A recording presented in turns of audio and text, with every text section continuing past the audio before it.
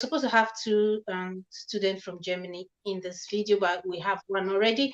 So now I'll let Mr. Aaron. Mr. Aaron is chair of today's program as usual, so I'll let him to take over the introduction and everything. So Mr. Aaron, over to you. Thank you. I'm honored. It's I've actually been looking forward to seeing you guys again. Last time we had a very stimulating conversation, and I'm glad that we're here to talk about some new things. Uh, Today we're going to be talking about, as Julia has said, efficient adaptation of African students to Poland and Germany, based on our experiences. Of course, I would like to start by saying hi to Julia, Brooke, and sorry, could you kindly introduce yourself again? Was it Tammy? Tammy, right? No, just call me Dami. Tammy. Oh, okay, Yeah. okay. Could you kindly tell us a little bit about yourself as we begin? Okay, Dami, because my name is kind of too hard for you to pronounce. Okay. Yeah, a Okay. student of FRBS in Schweinfurt, studying logistics. Okay. Yeah, I came into Germany last year. Okay, that's cool. Which I assume you're African, so which part of Africa do you come from? Okay, I'm a Nigerian, a Yoruba girl. Oh, okay, okay, okay. Yeah, Nice to meet you. Nice to meet you. nice to meet you too. Well, to your right is the lovely Brooke. Uh, Brooke, could you please say something small about yourself to introduce? Okay. Hi everyone. My name is Gertrude Marita Besi Brooklyn Mindy. I'm sorry, but I have a lot of names, so you can just pick from one. It's So, okay. I'm a student nurse at Vincent Paul University, and this is my second year. In fact, my third year in Poland. I'm about to finish my bachelor's degree in nursing. So Okay. yeah, thank you so much for having me again, and I hope we continue having these educating meetings. Okay, okay. Thank you, Brooke. Well, I'm Aaron Ochola. I actually studied in the same university as Julia and Brooke, but we have never met at all, except on this podcast. I do physiotherapy. I'm studying masters in physiotherapy. I'm in my ninth semester. It's a 5-year course, and I've been in Poland for 6 years now.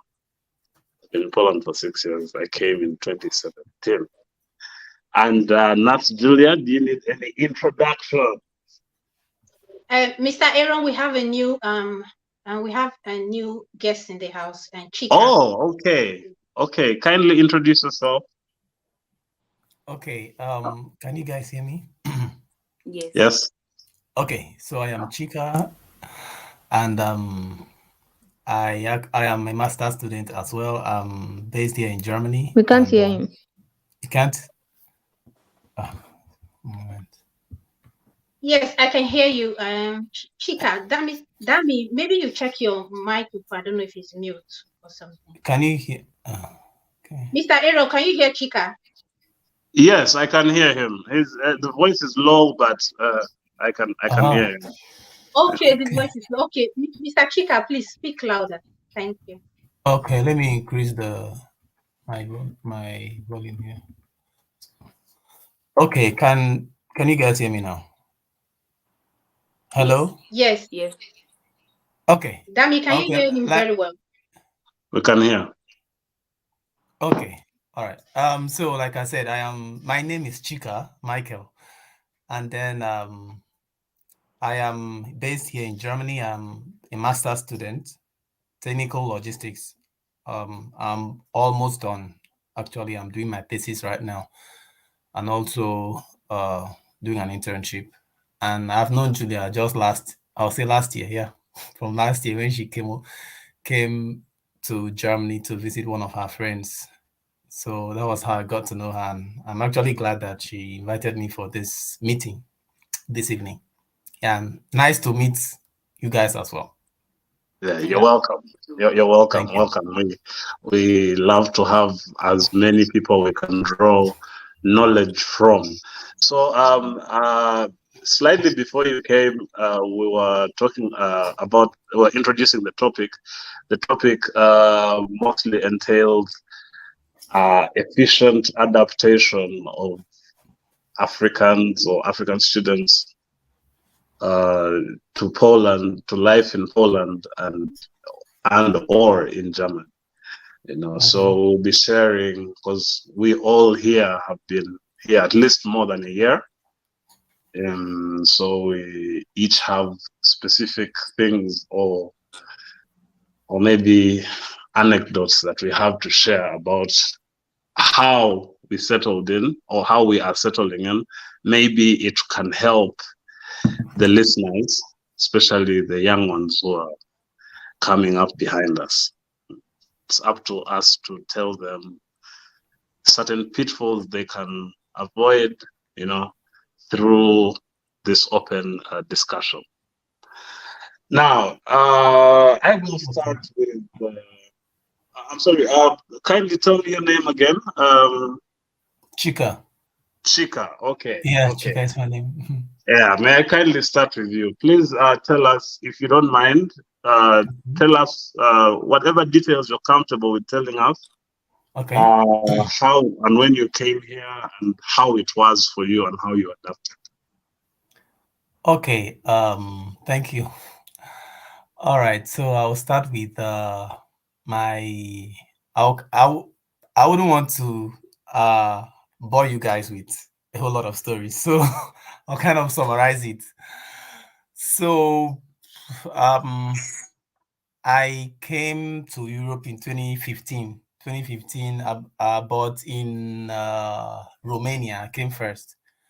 I arrived in Romania first, did my bachelor's there for 3 years. Yep. And then finished in 2018. And then I moved to Germany 2018. So, and anyway, I didn't actually get the course. I didn't get admission into the course that I wanted to study before then. So, but that was my leeway. I would say like one way of getting into Germany 2018, because I had no other way. So I chose the course and I started it. I did it for 1 year and I had to switch to technical logistics that I'm doing now. But before then, I had to, I was studying in English. Before switching to technical logistics, one of the requirements was that I had to do German language to B2 level. So I had to start all over again. It's like starting all over again. I had to do language A1 to B2 before starting this new master's program, which I actually started in 2020. And yeah, so the adaptability part of it for me, I would say from Romania, what I've learned, it is good for students, especially, since we are talking about students today, it is good for students, even though you do not want to stay in that city or be land or sorry, I'm using Deutsch now, sorry. Even though you don't want to stay in the country, it is good for you to kind of learn the language, just learn it. Even though it's A2 level, that's, if I remember now, like my stay in Romania, I regret why I did not actually learn Romania, even though A2 level basis. Today I don't know Romania. Like, I don't know anything in I don't know Romania. So how to speak the language or even understand, I don't, which is not okay. All right. So I want to ask, language is clearly a very big barrier breaker. Yeah. I mean, people like to realize that you are putting in an effort to communicate. But I want to know what the first, because you've been to 2 countries, Yeah. so I want to know what the first culture shock was. The first thing that was different, like the first thing you came in and like boom, it hits you like, I'm not at home anymore. What was it for you? The culture shock I got here was the um Julia knows I am from her side. I mean in Nigeria. So Igbo. It's the respect thing, where the junior ones respect the senior ones, and maybe calling them brother, sister, auntie, and all that. So when when I got to Romania, all that was okay, thrown away, and yeah, even little children called me by my first name, Chica, and okay, yeah, that was the first culture shock I got. Mhm. Okay, that's cool. That's cool. And what about in Germany? Germany, there are a lot, and I don't even know a Okay, lot the in biggest. Germany. Just summarize the biggest. Mm. Um, the biggest is for me, I would say that irrespective of the fact that Germany is a more developed country in Europe, I would say, like more developed. Let me talk about the one country I've at least I've said, Romania. Germany is far more developed than Romania, but Germany is far more bureaucratic than Romania. Everything has, I mean, they deal with a lot of paper document here, and that for me is, I don't know, it's like a little bit back in the days, back in the olden days kind of thing. So yeah, for Okay, me. okay. Thank you. I think it's that German efficiency. All Yeah. right. What about Tommy? I really hope I'm not butchering your name. You've killed my name already. I'm so Okay, sorry. All right. but anyway, there's no problem. Yeah, for me, my problem started with getting a visa. Like that was a major problem for me. The first time I applied was since 2019. I didn't get an appointment, a visa appointment date, which was, I think it started after around October 2019. A lot of people had that problem. To cut the long story short, it was until last year, and thank God there was Corona, so I was able to still maintain my status as a student via online platform. So I eventually had my breakthrough last year.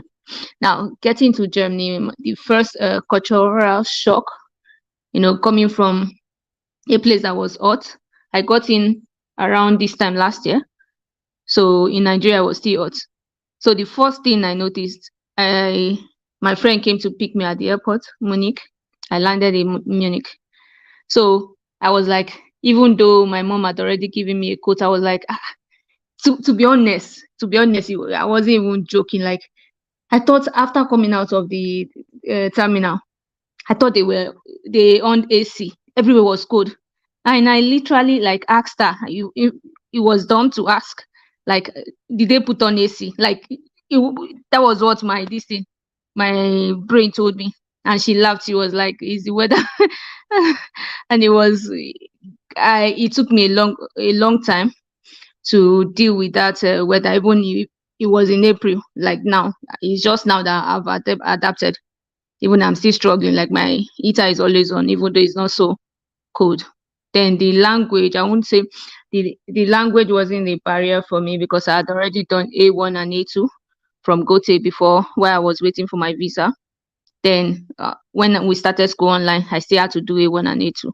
So, but doing doing the language course online wasn't that effective. So I can't really speak.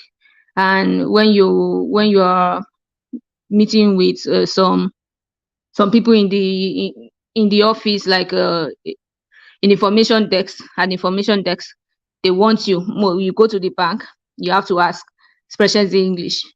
And it's like they've trained them all the Germans here. The moment you ask them that question, they will tell you a little bit. Some will even tell you, and they can speak. They just want to force you to speak their language.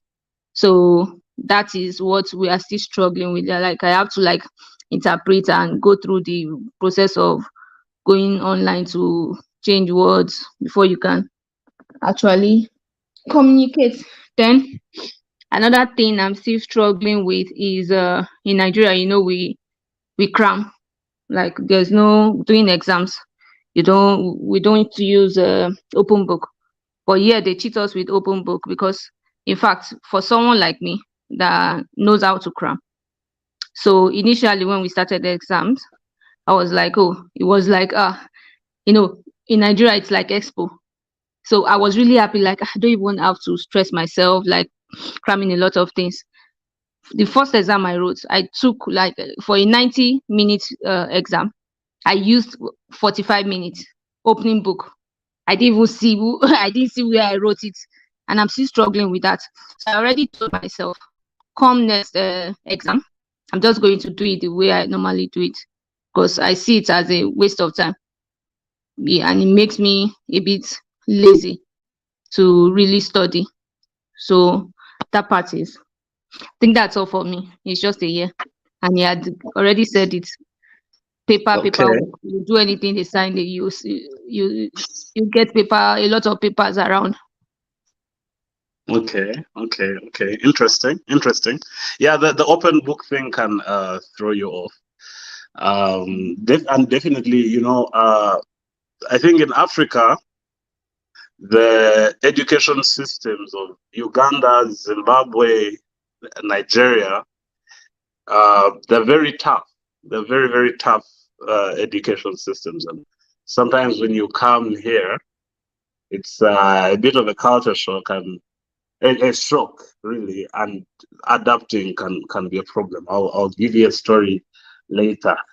Miss Brooke, kindly tell us, what was your experience? And we talked a little bit about it the last time, and so maybe you can tell us what is one of those lessons that you learned, and if you had a time machine, you could go back to New in Lublin Brook, and tell her, hey, maybe don't do this or do this more. What would that be? Okay, so I hope you guys can hear me clearly. But yeah, so for the past almost 3 years that I've been here, I would say I definitely have learned to take time in everything that I do, because I would definitely say that also I didn't have much of a strong identity in what I believed in. I just allowed myself to get swayed by everything that was interesting at that moment. So I really wish I could have taken the time to study my environment, including my friends and the things I love and like to do, because I came to realize that I engaged in certain things because that is what was trending at that time and that is what was available to me. So I didn't give myself, and I didn't do my due diligence to study and to understand what I'm getting myself involved in and the people I'm getting myself involved with. Not saying that I did anything terrible, but I definitely wish I could have done better in making certain choices, because that was the most fundamental thing that I could have done. But at the same time, I'm grateful because the things that have happened have led me to where I am, and they've helped me grow, not only physically, but mentally and emotionally. And growth, it's a gradual and continuous process. So I definitely can say that the things that have happened to me have led to my growth, and they were definitely supposed to happen. So the number one most fundamental thing I learned was to is to have a strong identity. And yeah, I'm just assuming that Tammy, if I'm correct, and Chica are believers. I just developed a strong identity in Christ, so I definitely want to continue in that. So yeah, the culture shock. Well, I wasn't affected that much because I think I mentioned last time that I was prepared, so it wasn't that much of a difference. But yeah, mm, those are the big takeaways I have. All right, all right. Very, very, very, very strong point there. I here in Lublin, I happen to coach sometimes, and I'm dealing with many of the young men, mostly young men, and maybe some young women who are coming in, and unfortunately, they get swept by the wave, and it has gotten worse. You come from home where things are a certain way, a certain structure, and first of all, your brain is probably not even completely developed, and then you come here and it's all freedom, and you can do whatever you want, but the stakes are usually higher.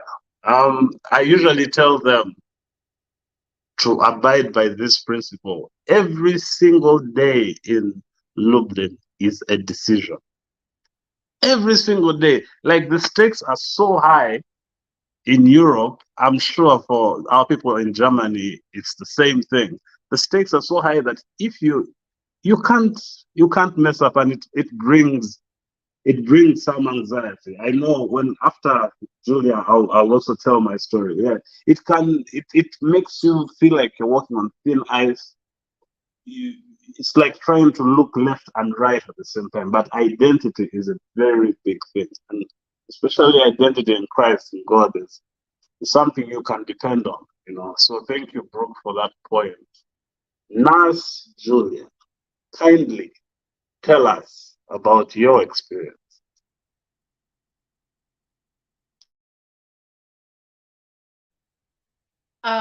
Like I said in the previous video, was the separation from my family. That was one of the problem I had, and of which Damisi, we've been friends for like more than 15 years. Dami, right? If not, yeah, Yeah, baby. yes, we've been friends for more than 15 years, if not 12 and 16. Yeah, so she knows that I'm this kind of family-oriented kind of person. So I also experienced it back then when we met. We met in college. So now back fast forward to Poland. I would say what I did in the past that I actually regret doing was my first year. I was spending money like I was buying unnecessary things. Yeah, I bought unnecessary things, and I allowed one or two persons that's supposed not to be in my circle.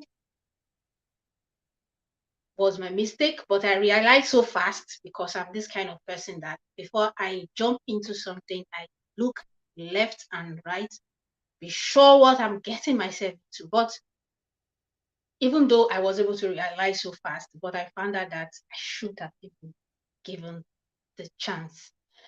So that is by the wayside. And another mistake I know I did was I didn't like start looking for job early.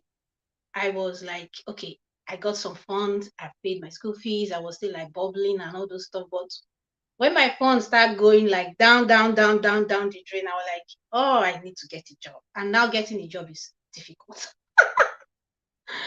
So that was a mistake I made. Yeah, so that was it. And yeah, that was the mistake I made that I actually regret doing. And that was what the mistake I made. And another one is there's a particular exam that I would have written like last year, almost wanted to, but I was still waiting. Let me wait now. And now I want to write this exam, and it's kind of like eating me so deep. The anxiety is just too much. So I kind of like regret I should have written this exam last year when I had the opportunity to, when I was actually emotionally free and everything. So yeah, basically that is it from me. All right, all right. So there's a common denominator I've noticed, and I like the fact that, like Brooke and Julia, you guys have realized that those experiences had to happen, and it's good that they happened earlier when maybe you didn't have too much to lose at that point. You still had some wiggle room for mistakes, you had some wiggle room for mistakes, and at least by God's grace, you were able not to reach a point of no return, and I'm sure we wouldn't be having this podcast if you hadn't learned from your earlier mistake, or just, we all go through those things. Now, for me, I come from Uganda, as I said. Uganda is warm 24/7, 365 days a week. The coldest weather we have, we don't even have winter like you guys in Zim. No, no, no, no. The coldest weather we have is probably 17 degrees, and also people are pretty chilled and friendly, So when you grow up in a culture like that, and then you come here. So I came here in 2017. Now I grew to love this place, but then um, there was, I think, we're literally like 10 African people in the whole of Lublin, in the whole, and we knew each other, you know.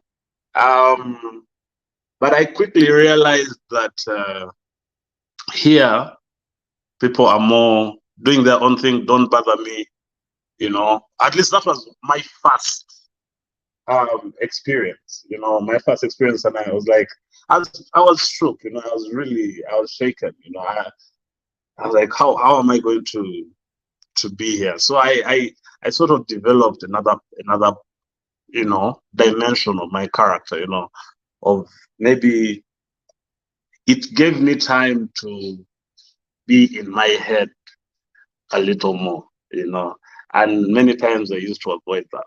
I would try to distract myself with many things. But what it did eventually, what I realized is it streamlined me, kind of streamlined me, and to be, I guess, very purpose driven. I experienced, unfortunately, of course, there's some bad apples, because Poland has very, very nice people. Like, the people who are nice are really nice, but also the people who are nasty are really nasty. The time I was coming out of my then girlfriend's house in the morning, 9 a.m. I was going to class, and a much shorter man is coming towards me, clearly agitated, very drunk. So I'm thinking he's supposed to pass by me, he's going to pass by me. Nope. So he just throws a punch, throws a punch at me. Yeah. Throws a punch at me, and starts yelling the K word, um, telling Africans, go back to where you came from. What are you doing here? And all that jazz, And I was so shook. I was like, this is unprovoked. This is 2017, no, 2018 actually. In February, it was very cold. It was minus 25 degrees at the time. And my instinct would be to fight back, because I'm a physical person and I've done combat before, like boxing here and there, and that was the easy thing to do. And I'm not even going to take credit that I didn't do it. To be honest, I think it's just God, And fast forwarding, I told him, please get away from me, because I will beat you up. No, go to your country here. So his girlfriend was behind him, but with a phone. and there was another Polish person on the left side. It's like, yeah, minding my own business. So my brain is really I'm realizing very fast I'm actually alone. You know, that feeling, that sinking feeling you get, like I'm alone, and damn. So eventually the apartment building gets the footage and says, hey, would you like to sue? Or I'm just like, give me the footage. I don't want time to be walking and then the brothers come for me, you know, or something like that. But to cut that long story short, for a long time I had anger. You know, I realized I was walking with my fist like this. You know, I realized I instantly did not feel comfortable anymore. I've not really felt comfortable in Poland like that. But by God's grace, I was able to use that instead of using it to negatively. It makes me keep more on the straight and narrow, and it may not be the best philosophy. I'm like, they don't want you here, so what you have to do is you have to make yourself undeniable. You know, you have to make yourself undeniable. You have to do your thing to the best of your ability. And because I did not retaliate, eventually certain things worked out. I was able to get a certain job, a job where you need to check your criminal record. So if I had assaulted him back, it would be his story against mine. I'm bigger than him.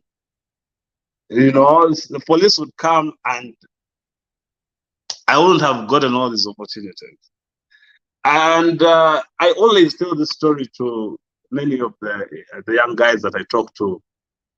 And I realize that whenever there's an opportunity, something is going to come, and a low-hanging fruit, you know, something, the easy thing would have been to punch that person, you know. So my people from Germany, I want to hear, how is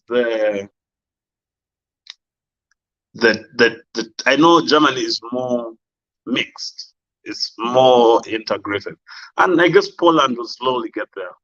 But how did you have you faced any situations, you know, that give you that anxiety of I'm not wanted here, or something like that? Maybe we start with Chika.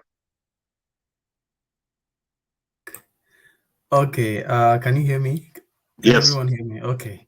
So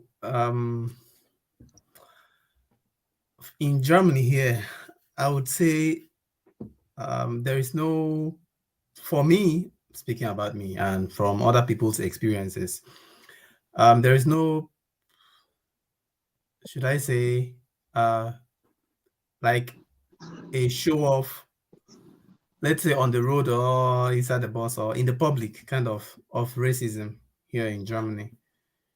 You won't see it. You won't see anyone telling you you are black or whatever, or you are not from Europe or whatever, something like that, that you should go back to your country. No, they won't do that. Germany is more, the people here are more reserved. They are more reserved, should I say, set of people. But what I actually found out from my own experience is the fact that they do it they do it systematically. Yeah, Like systematically. Yeah. when you're in the system, you would realize that yes, these people are really, there is of course preferential treatment to their own people and foreigners, you know. So in terms of, let's say, in the medical field, because I have friends, I have people actually that work there. So if you are, I've heard of, not heard, actually, it's a story that happened. So normally what they do to her, she's also a nurse here. in Germany. So what they do is that they book her more often than her colleagues, than her German colleagues. And then there was this particular day that they overbooked her.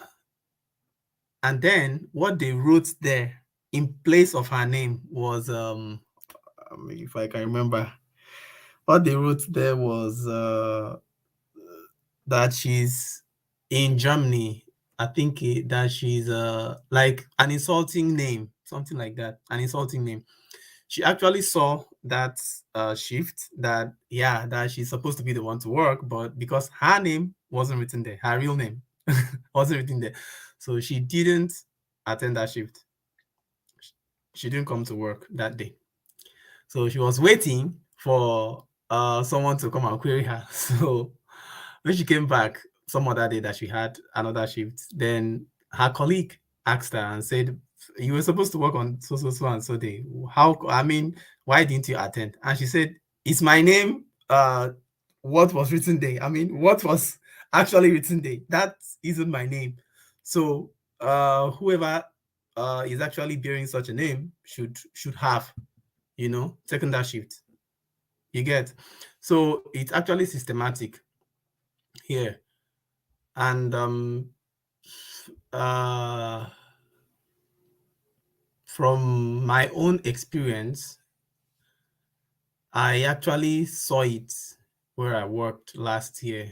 I actually saw it in a way when I did my first internship in my workplace. I don't know why the man acted that way, but I wouldn't know if it's kind of racism thing or discrimination or what. I wouldn't know, but sometimes he's my supervisor. I work directly with him. Sometimes I would chat him, to give me shift and to give me work task, because I am there to learn. Sometimes I would chat him. He won't reply me. He won't reply me until, I mean, throughout the whole day. He won't reply me, especially when I do home office. I work from home. He won't reply me. And then on the day we had a meeting, a 3-man meeting, I raised the issue that you don't reply me when I send you text sometimes, that it is not okay. And he said, yeah, I am working, and so I said, no, it is not only once. You have done this more than once. So he said, okay, I am sorry. Like we will look into it. I don't know. So that didn't, I don't know. For me, it is not really. It didn't seem okay for me. Yeah, yeah. Kind of. I see where you're coming from. Yeah. Thank you for that. But and in spite of that, you have come so far, and Yeah. you have come so far and you've overcome. So kudos to you. So Thank you. unfortunately we're about to leave. So we'll have Brooke say something.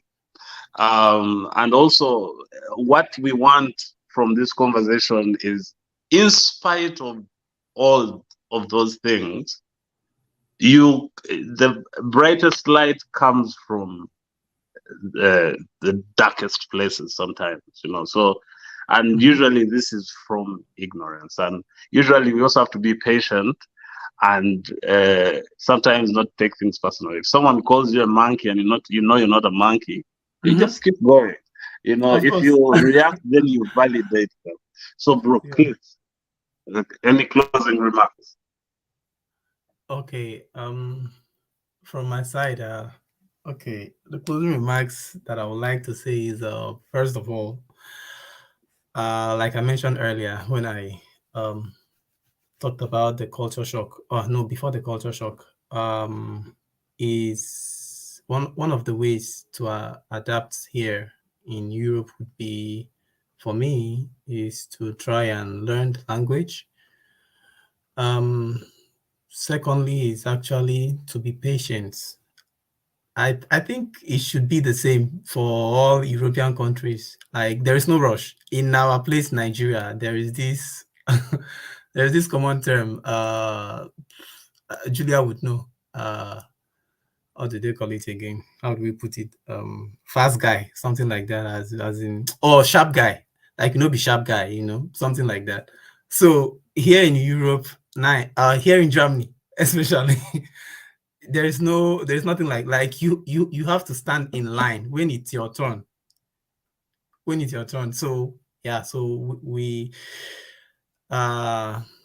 Okay. All learn the right. language and then be patient as well. That then, and like you said, learn not to take things personal. Yeah. Of Yeah. course. Yeah. Okay. Okay. Those are wise words. Brooke? Okay, so I do agree with what my brother just said, and I just want to add on by saying that when you have studied your environment and when you have developed a firm identity, you're able to be steadfast in any situation that you are in. Because, like, I 100% agree with what you said, Aaron, that the situation is it's getting worse by the day. And if you're not firm in your decisions, if you're not firm in your character and your personality or any other aspects of your life, you'll get easily swayed, because things are not waiting for anyone. Things are just changing by the hour, by the second. So if you do not develop a strong character, you will get easily pushed, you'll get easily manipulated, you'll get easily fooled and swayed overall. So I definitely do think that in order for you to adapt, you have to have a strong foundation. You definitely have the courage to understand that you're going to be in environments that are not going to like or appreciate the person that you are. So it is very important to have firmness as your foundation and a strong character. So yeah, that's all I have to say. Thank you, Brooke. Thami. Oh my God.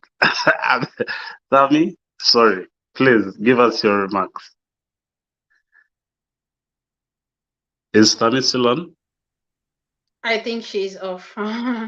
Okay. Julia, then. Mhm.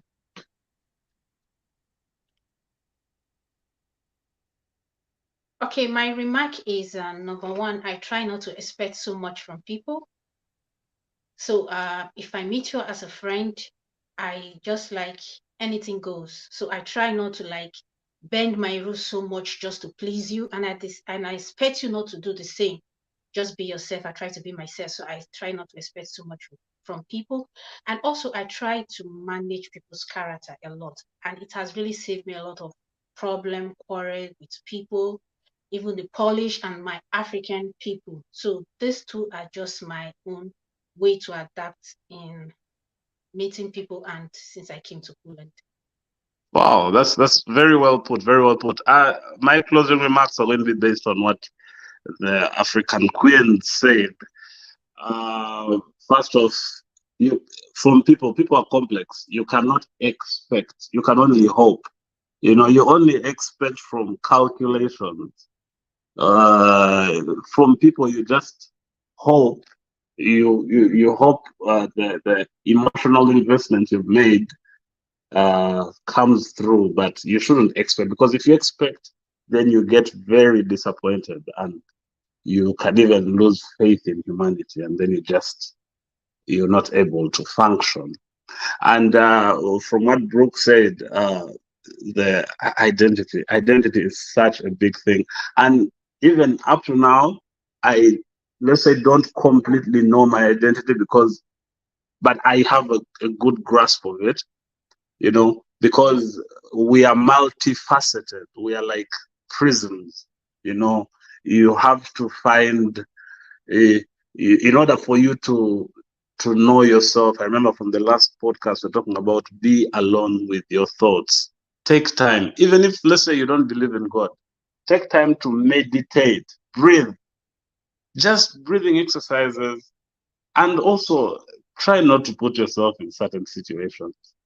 And of course, with youth, there's folly and people make those mistakes. But for the foreseeable future, for our listeners, please just take what we've said to heart and know that we have, where there are bad things are also very good. I've met so many very cool Polish people, you know, they're so cool, but I had to first go through what I went through. So you have to go through what you went through, closing your eyes, praying if you pray, not taking things personally, and learn from every situation. Everything is a lesson to me.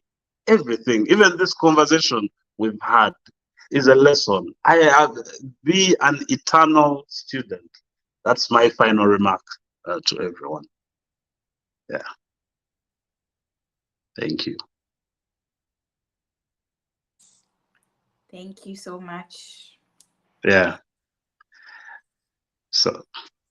Okay, guys. Thank you so much for attending. Thank you, Mr. Aaron, for coming up with this topic today. Thank you, Brooke, for attending. I really appreciate your time. Thank you, Mr. Chika. Thank you so much for attending. I think she has network issues. So thank you so much, guys. I'm going to be ending this live in the next 30 seconds. So thank you. Okay, thank you. Thank you for your time. Yeah, thank Hope you. to see you next episode. Mr. Chika, hope to see you next episode. All right. Thank you. Right. Thank you, Brooke. All right. Thank you so much. Yeah, Thank you, Mr. thank you. Aaron. All Really right. appreciate. No problem. Okay, bye. Bye. Bye.